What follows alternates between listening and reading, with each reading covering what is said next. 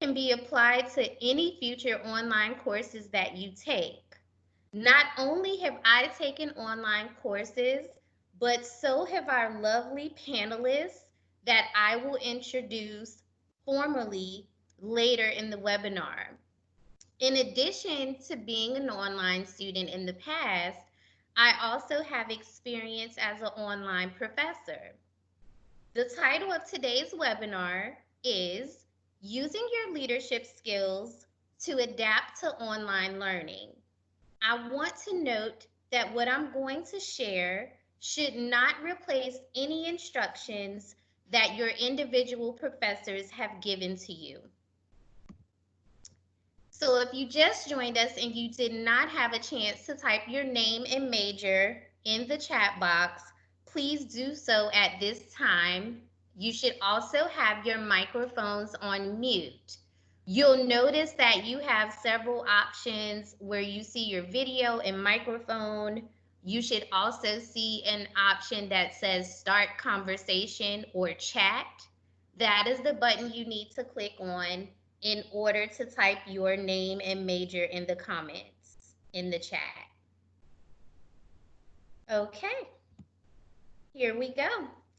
Today we will be discussing several leadership skills that are also important to apply in the online learning environment. And those include, but are not limited to, time management, organization and planning, prioritization, learning strategies, and self-care. Being a student means that you will have to be able to juggle many different tasks, and taking an online course is no different. Let's jump right in, beginning with time management. You should always plan ahead. Never wait until the day an assignment is due to start working on it. It will stress you out, and stress will prevent you from effectively completing your work to the best of your ability. If you're going on vacation or planning to hang out with friends, make sure you submit your work early so that you don't have to worry about it. Use a calendar. Online learning needs structure and dedication. Create a study calendar that will help you remember all important dates like exams or deadlines for submitting your assignments. You can save your calendar on your computer or on your cell phone, and you can even create a wall planner or calendar where you can check off completed tasks. Schedule study breaks. Your performance will decrease if you're feeling tired or frustrated while studying. Include some personal time into your study routine, and you will work more effectively on your online course goals. When taking a break, make sure that you get away from your study space. You need to have a change of scenery. You can do something as simple as a mild physical activity, such as a walk around the block or in your backyard or around your apartment complex. This will help you maintain balance, renew your energy, and go back to studying with a clear mind. Minimize distractions. This means closing all of those web browser windows that are open on your computer or phone that are not relevant to your course. Stay off social media. Don't play music if you're going to start singing or dancing like I typically do. And keep the TV off. I know that this can be hard for some of us, but resist the urge to text, cook dinner, wash clothes, or anything like that during your scheduled study time. Create to-do lists. At the start of each week, make a to-do list of the tasks you need to complete by the end of the week. This is an excellent way to prioritize your study plan and stay on track with your coursework. Set time limits. Before you start studying, estimate how much time each task will take to complete. whether it is a specific assignment or simply reading a chapter in one of your books. Try to stick with your time limits, as this will help you develop self discipline. When you realize that despite your best efforts, you can't concentrate, consider stopping for an hour or for the rest of the night. It's better to wait until you're able to start fresh than to force yourself to focus.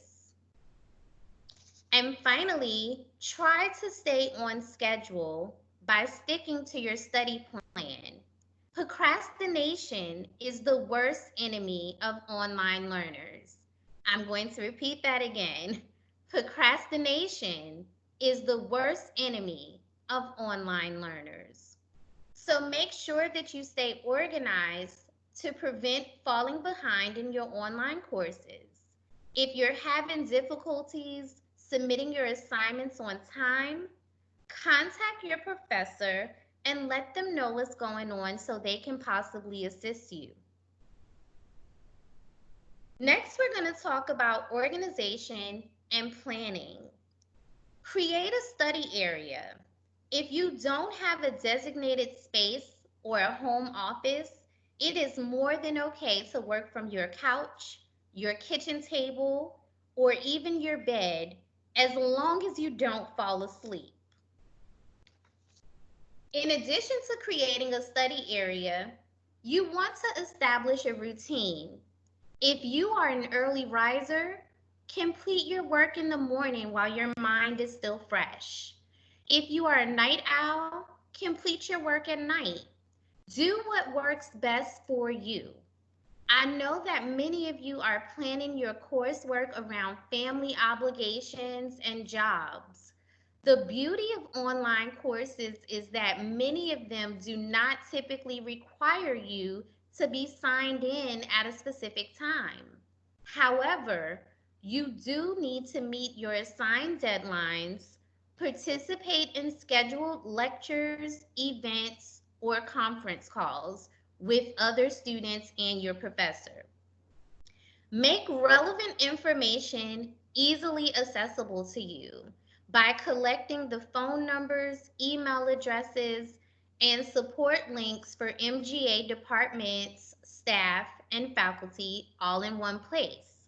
So if and when you need it, you don't have to go searching for it.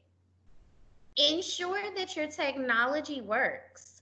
If your course requires video conferencing software, such as what we're on today, Microsoft Teams, make sure that you download the app and test it well before you need it or well before a live lecture is scheduled to begin.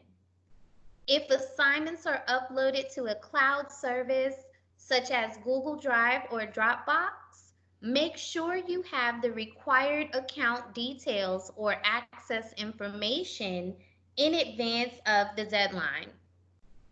Minimize reliance on Wi-Fi. We all know that sometimes Wi-Fi can disconnect or go in and out. If possible, use an Ethernet cable and download course materials so that you can work offline regardless of whether you have internet connection or not. Some online courses work from your mobile phone, but others do not. Have a plan for internet access. If you have access to a printer, I suggest printing what you need and keeping it in your study space. You can also utilize public Wi-Fi, such as public libraries, if you don't have internet services at home. I do realize that right now a lot of places are closed. However, there's been some information put out that you can still access the public library's Wi-Fi from their parking lot. So that is just something to consider. Always save your work on your computer or a flash drive or in the cloud where you can easily access it. Draft your papers in a Word document or email a brief assignment to yourself and then copy and paste your work into your D2L course or upload the document. But just make sure that whatever you do, you follow the instructions given to you by your professor. Begin your work early. Completing work early gives you time to double check your work and make corrections. It also gives you time to complete other work at your own pace and time to do things that you enjoy with family and friends or by yourself. Remember that online courses vary greatly. Each professor may do things differently, so don't expect everyone to use the same methods, the same online platforms, or even the same communication methods. Next, we are going to discuss prioritization. I want to give you a few moments to read the tips on your screen for prioritizing.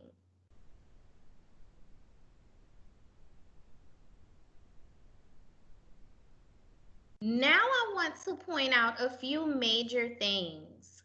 If you are going to miss a deadline or you're having difficulties understanding the content of your course, contact your professor and have these questions prior to the due date. I want to repeat that, prior to the due date. As a professor, a lot of students never contact me until after grades have been assigned or after they've missed the deadline, and by then it's too late. So you want to make sure that you're having these discussions prior to the due date. If you are a student who normally receives any type of ADA accommodations, such as the need to have a longer length of time to take your tests, please be sure to submit your proof from the Office of Accessibility and Counseling Services and communicate this information to your professor just in case they are not aware or simply forgot.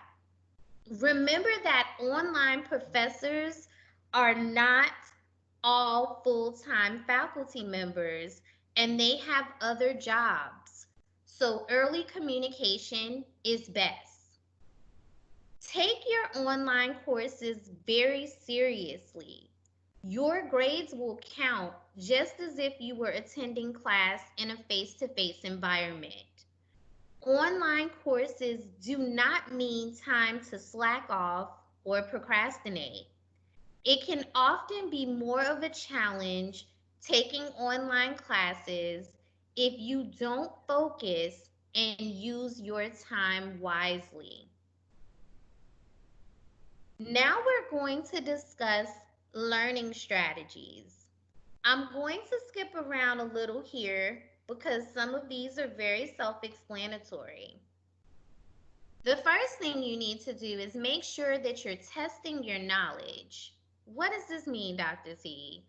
This means that you should take the quizzes and complete the activities that are in your textbooks. A lot of them are in the back of the book or at the end of each chapter. Quiz yourself.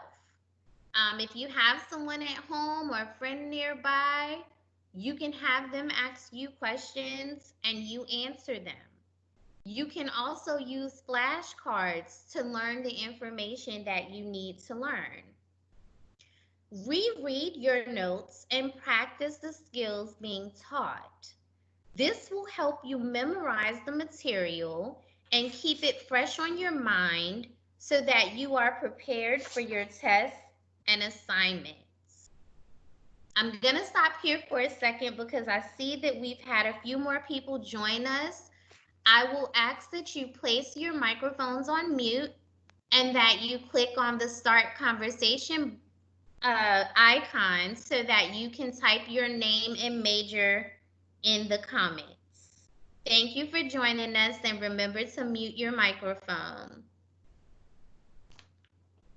I also want to be clear that you should study every day, not just before a test. I want to be very clear about that.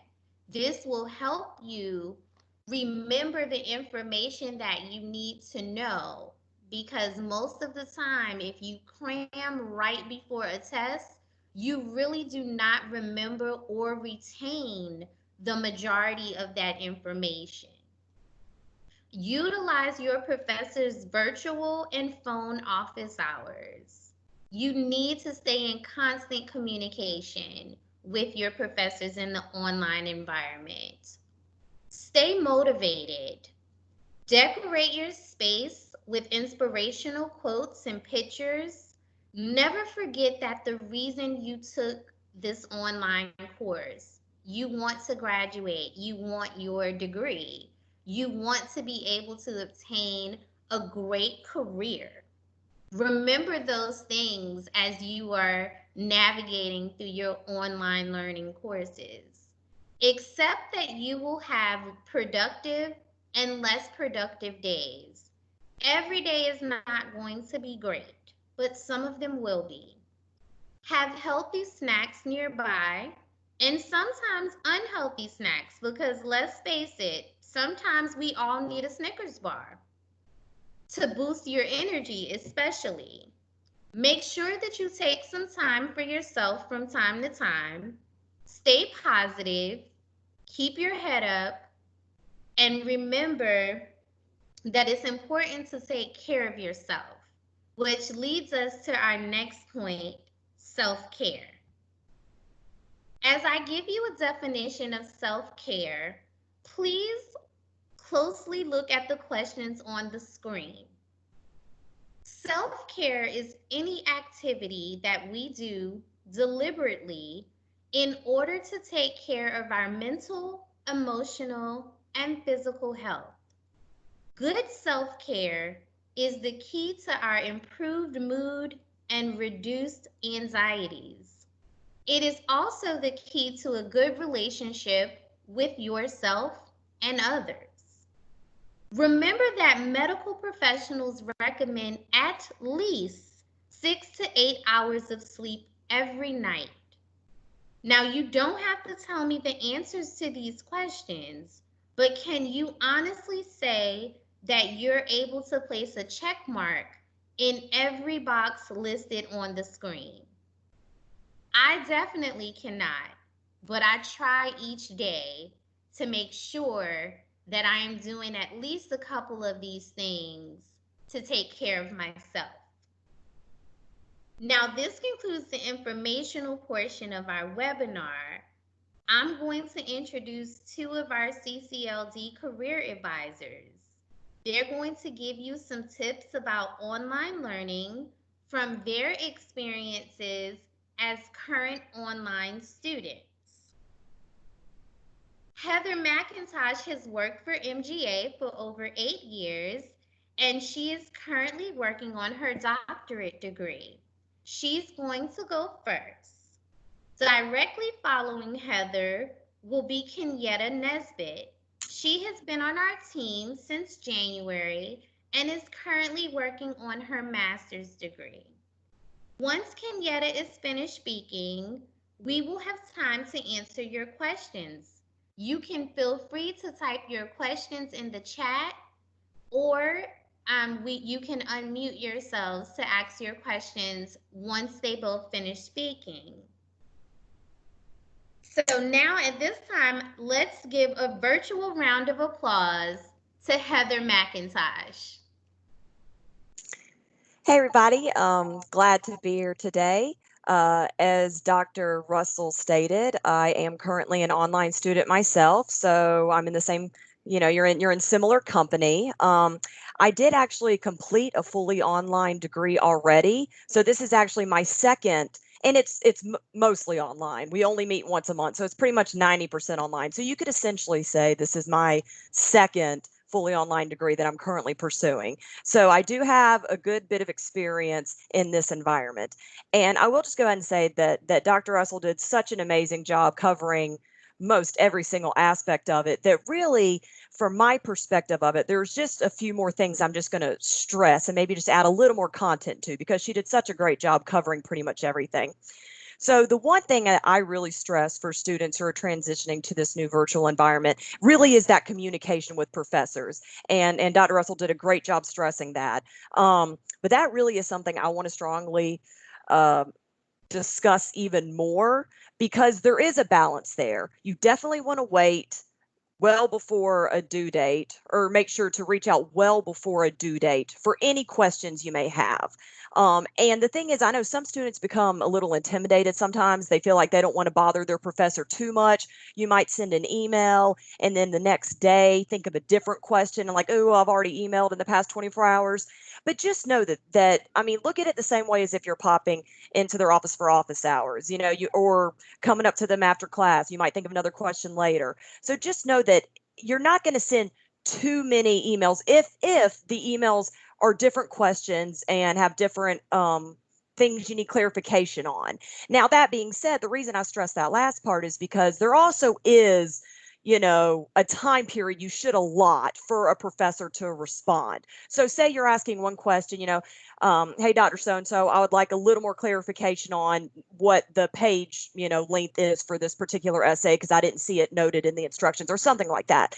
Now, if you don't get a response right away, I would say give it about 48 hours. That would be about enough time, because you don't want to send it, one afternoon, and then if it's the next morning and you haven't gotten a response yet, you're bothering them again. Or I shouldn't say bothering, but you're emailing them again with the same question like 12 hours later. So I will say, don't feel like you're bothering them by sending multiple emails if you do have different questions or different things to ask about. But if it is the same thing, give at least about 48 hours, because some professors, similar to new schedules you're going to have to follow, they're transitioning to this new environment as well.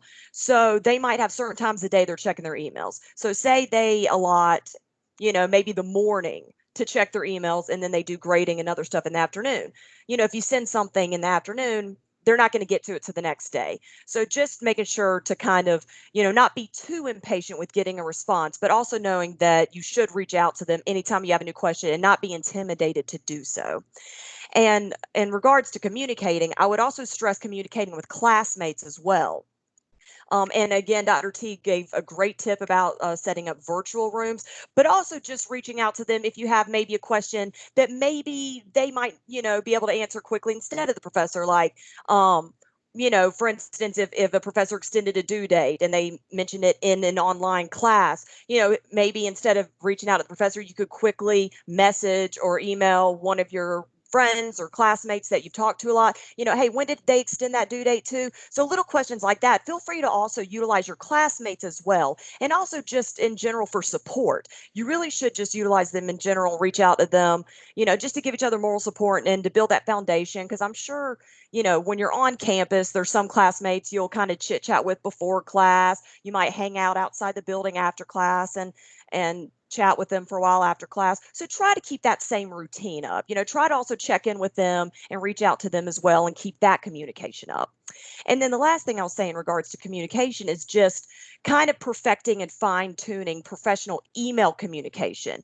You may not have had to email your professors as much before. You might have been somebody who preferred to go in person and talk in person to them, and you haven't really had much experience sending lengthy or longer emails to them. This is a really good time to really fine tune professional email communication, because this will help you later on in life, even in the workforce, when you're having to email with employers or clients and stuff like that. So this is a really good starting point to really be able to fine tune and help perfect that. And you can look at a lot of online sources on professional email communications, and you can even be more specific about looking up, professional email communications with a professor in college, that kind of stuff, and get some really good tips to help fine tune that as well.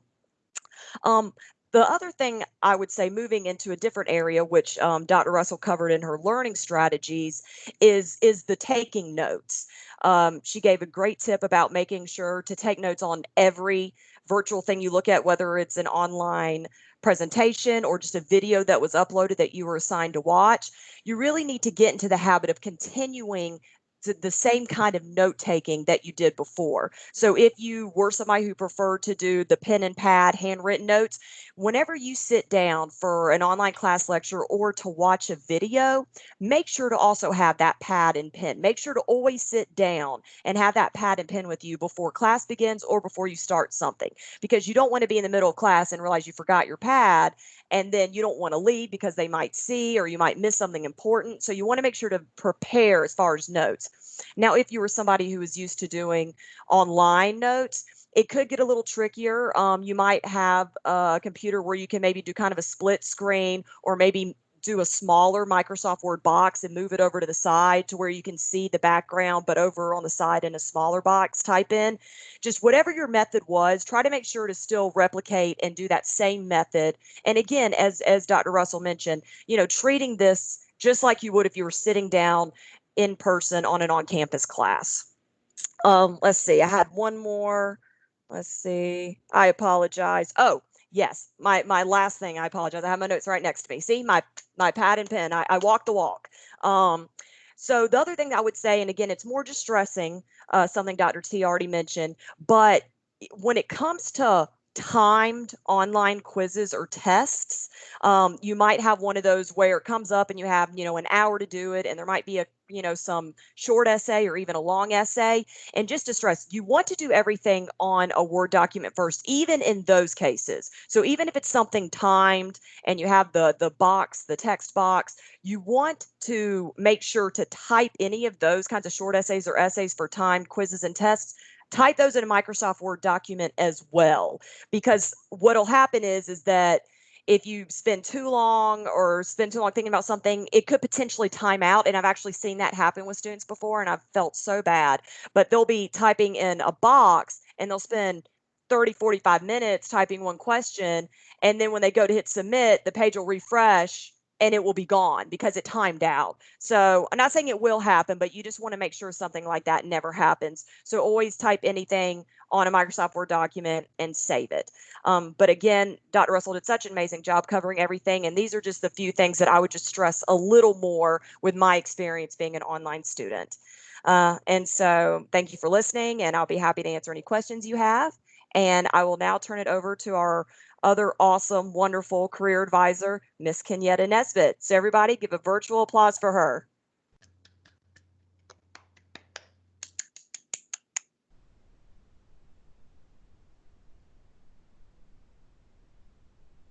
Okay, I'm sure Kenyatta is turning on her video now so she can speak with you all. I'm sorry, my microphone was muted. I didn't realize that I didn't click unmute.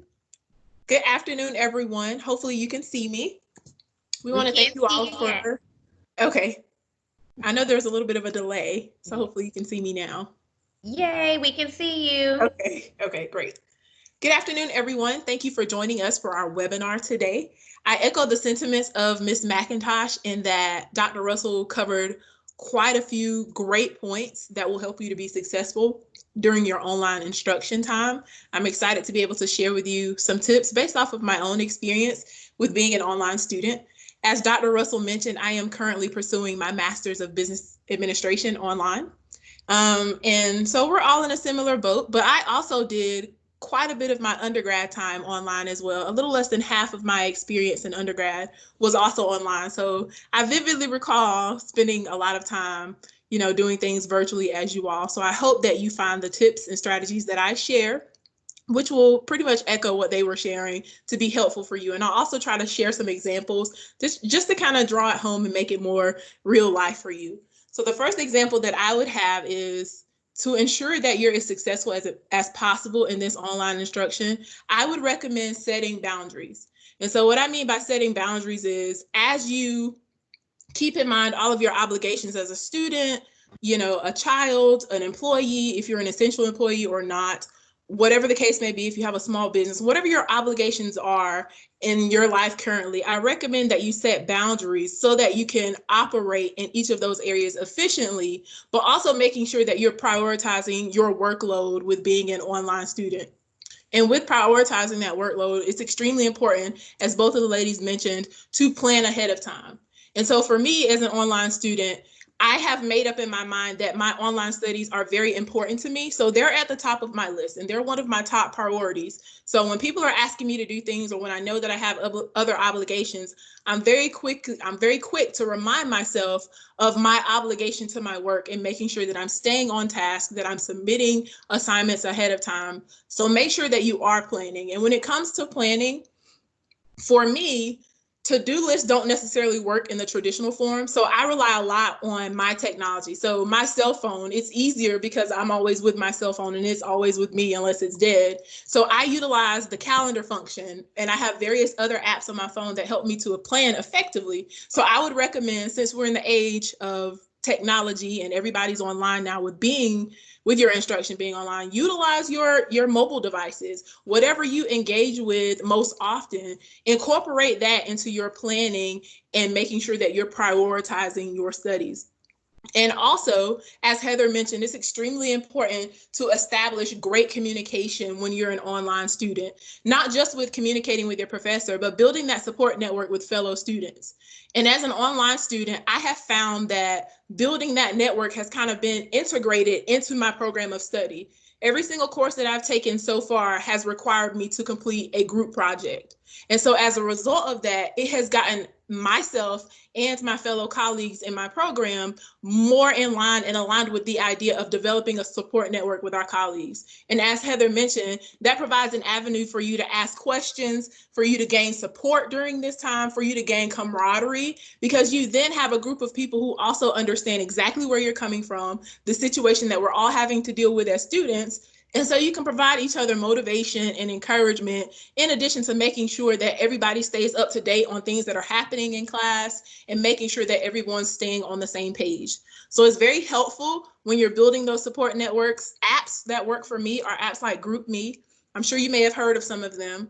Teams is actually a pretty useful app for my program. All of my professors so far have preferred the Teams application in order to communicate, to host virtual meetings. So that's helpful for me. So just identify an app that may work for you to be able to easily communicate with your classmates, with your peers, with your professors. As Heather mentioned, it's also important that you reach out for help as soon as possible. Don't wait until a deadline, because there is an adage that says that technology is great as long as it works. So sometimes you're going to experience unforeseen issues when you're dealing with technology, and sometimes you can't help it. So if you decide to wait until the deadline to reach out to the professor or to reach out and receive help for whatever you're dealing with, then it's almost like it's placed on you. The responsibility is placed on you. So if you run across an issue with content or assignments, you need clarification, make sure that you're reaching out for help.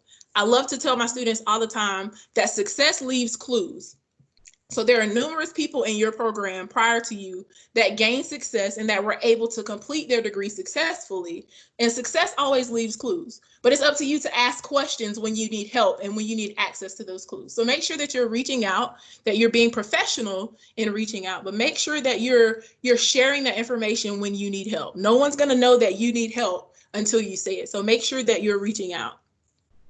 Another point that I have to add on to what Heather and Dr. Russell was stating in regards to taking notes and studying. So to add on to that, you definitely want to make sure that you are studying, that you are recording notes, especially if you have video lectures or the professor is providing presentation slides. But what really works for me is if I am taking an extra set of notes in my own words. So that's something that I would recommend for each of you. We all have ways we like to abbreviate things. We all have mnemonics that we like to use to help us remember things. So I would recommend, as you are taking notes and you're studying those video lectures and you're reading over those presentation slides, take additional notes, but write them in your own words that help you to really understand and break down what those technical textbook definitions are, what those formulas are. Write down things in your own words. Take your notes in your own words and use those abbreviations.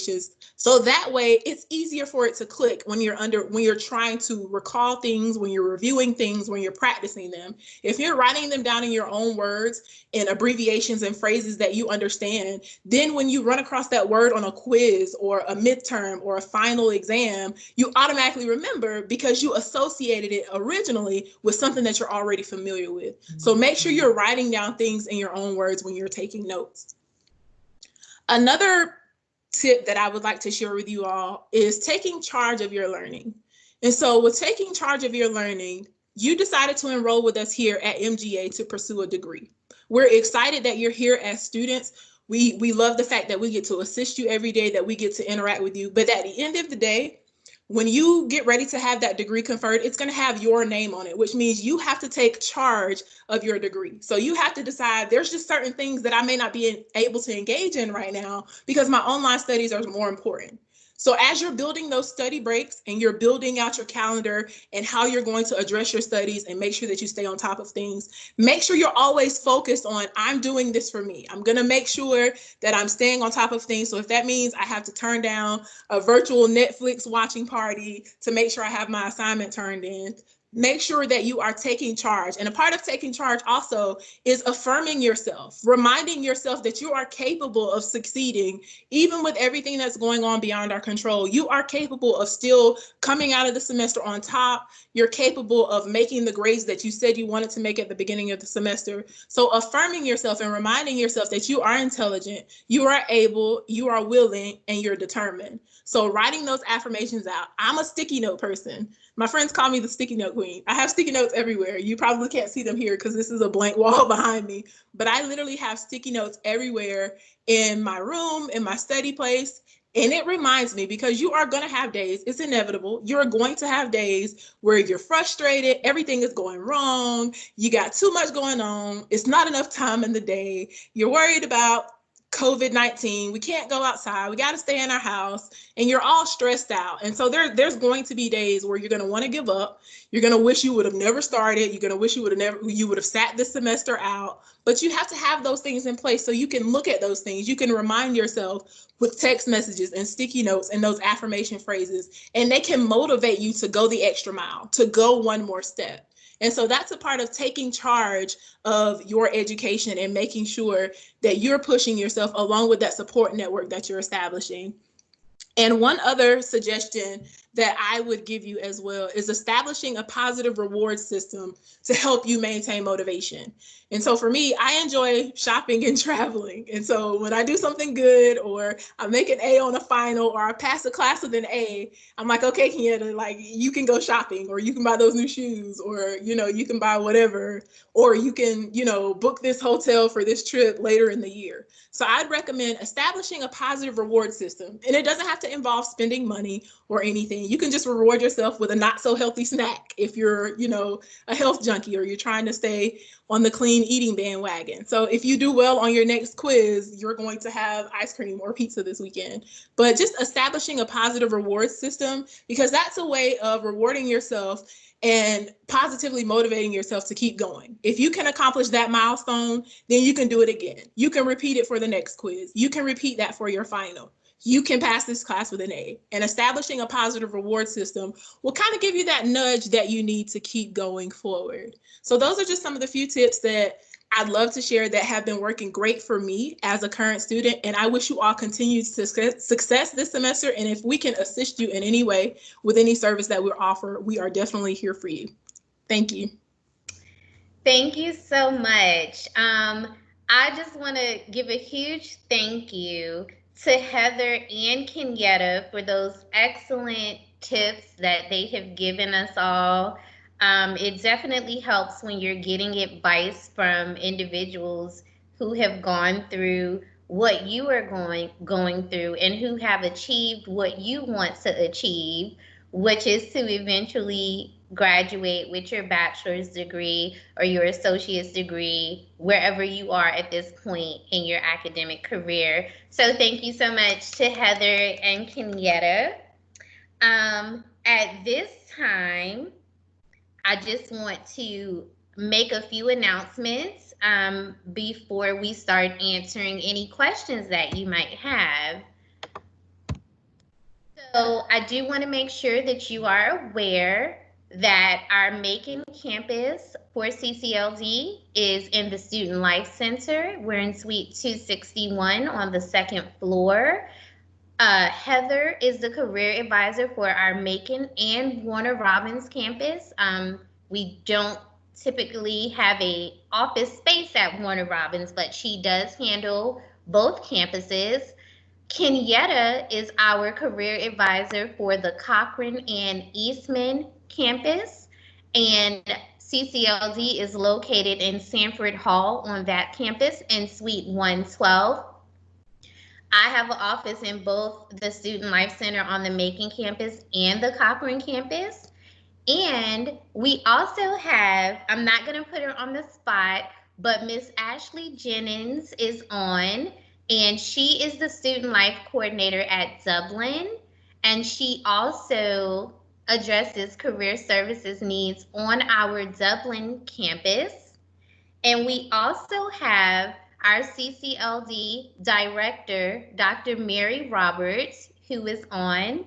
She may want to say a few words, and then we will start answering your questions. Dr. Roberts, did you want to say anything? I'll just say hello. It's wonderful to see all of our students today. We have missed you. And we just wish you the best of luck as you get through this semester and the summer semester. And if you think of things after today, please feel free to reach out to us. We are here to support you. So let's take your questions. Okay. Did we have any questions in the chat? Or you can unmute your mic and just ask us and we'll jump on in. I think I see a question from Kylia.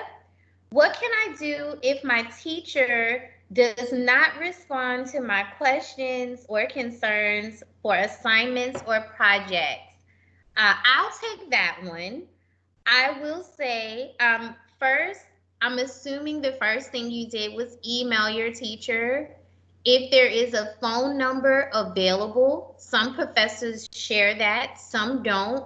I would suggest calling and leaving a voicemail. As Heather mentioned, you don't want to come across as if you are harassing your professor. So you do want to give them time to respond. At an institution where I work, it's actually in writing that we have 36 to 48 hours to respond to all requests. So if it falls within that time frame, I would definitely wait until after 48 hours to follow up again. And sometimes under extreme circumstances, if it's been 2 weeks and you haven't received a response and class is about to be over, or you really need the answer, you know, there may be someone else on the faculty that you could speak with, such as another professor or maybe the dean over that college, so that you can ask the question. I want to say, you know, never assume negatively. That professor may not be ignoring you. It's possible that they could be sick, or maybe they had a family emergency.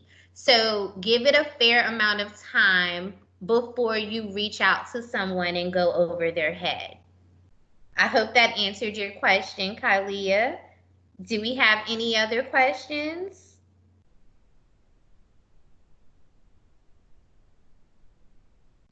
I know there's at least one other question out there. If you don't want to speak, you can always type it into the chat box. And if not, I promise we won't hold you and force you to ask questions. Someone said, can we get the information emailed?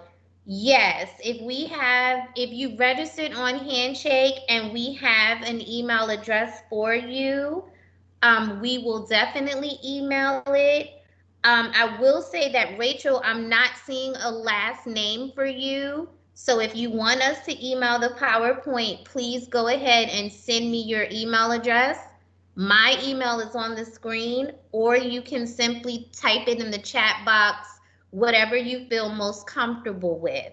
I just don't see a last name for you. Before we go, I do want to give some very special thank yous. I mentioned that Ashley Jennings was on. She's also been an intern for me as she is in her last master's course, and her help has been very valuable to me. So I wanted to publicly thank and acknowledge her on this webinar. I also want to give a special thanks to Student Life and Dr. Corey Guyton as a whole, because they helped sponsor and advertise this event for us. I want to thank the entire CCLD team for their time today and for proofreading for me and answering all of my questions at the last minute. And I want to thank all of you who joined in today. We really appreciate your time. We know that you could have been doing other things, but you chose to spend your time with us, and we are thankful that you did. So at this time, if there are no other questions, I will let you all go. Tamika, I think that Rachel had a question. Oh, did I miss it? Let me look. She was asking about explaining proper email conversation more. I just wanted to make sure we didn't miss that. Oh, okay. I will mention something about that, and then I will actually let Heather continue with that. But I know that she mentioned that because sometimes, even as faculty or staff members, we sometimes receive emails from students, and it reads as if they're texting a friend. And there's all types of jargon and text talk. We all are familiar with LOL, but sometimes your professors are, they may be older, or you may use an acronym that you think we know and we don't. And of course, this goes without saying, but you don't want to use profanity. You don't want to write in all caps, because that's the equivalent of yelling. You don't want to speak in a tone that can be misinterpreted, because we can't see your facial expressions or your body language. So I always tell my students, you want to be at least 40% nicer in an online communication or an email than you would if you were in person, because it's so easy to misinterpret tone. And I'll let Heather take it from there. Yeah, no, you answered it about the same way I would. Yeah, absolutely. When it comes to the text talk and the jargon, that was something I wanted to add in there too.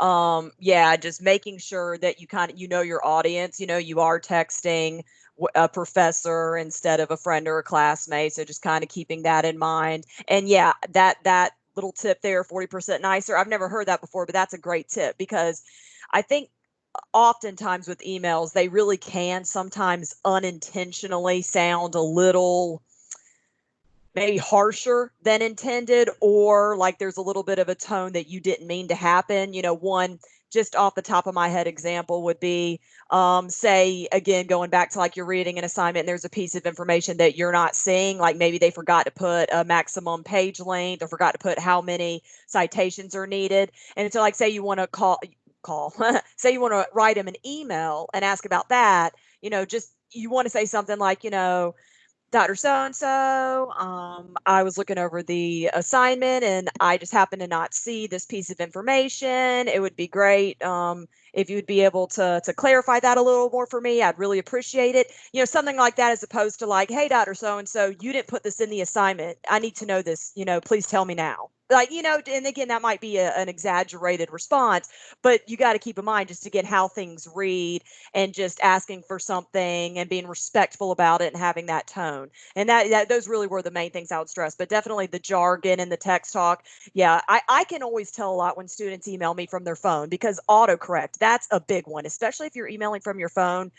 Even if it's a grammatically correct word, so it might not have the squiggly lines highlighting it. That's why you still want to reread it, especially if you are having to do it from your phone, because autocorrect will change words. And I see way more typos from students who've emailed me, obviously using their smartphones rather than a laptop or keyboard. So yeah, but Dr. Russell did a great job hitting on all that stuff as well. Kenyatta, did you have anything you wanted to add to it? I actually did. I don't want to prolong the conversation regarding this question, but what you and Dr. Russell said both made me think of something.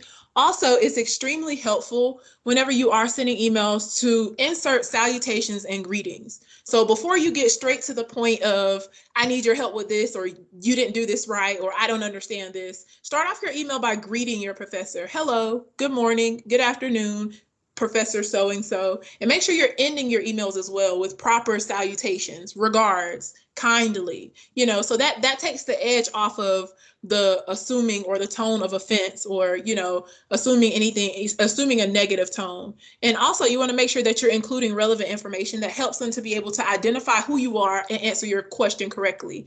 As Dr. Russell mentioned earlier in the presentation, most professors are teaching multiple classes, and this may not be their full-time job. And so by including things like your class name, your section number, your information, that helps professors to easily put your question in perspective, especially if they teach multiple sections or they're teaching across subjects. They know how to quickly answer your question once they come to your email, because you're telling them exactly what class you're in, what section it is, and then moving forward into your particular question. So make sure you're including those important details in your email as well. Thank you for that, ladies. We have just such a smart and great team on the CCLZ staff. Again, I want to thank you all for your time today. If you're like me and maybe you think of some questions after we've ended this webinar, feel free to reach out to us. You can email us, you can contact us on Facebook. We would be happy to answer your questions. Happy Wednesday, and have a wonderful day, everyone. I don't think we have any other questions, so goodbye.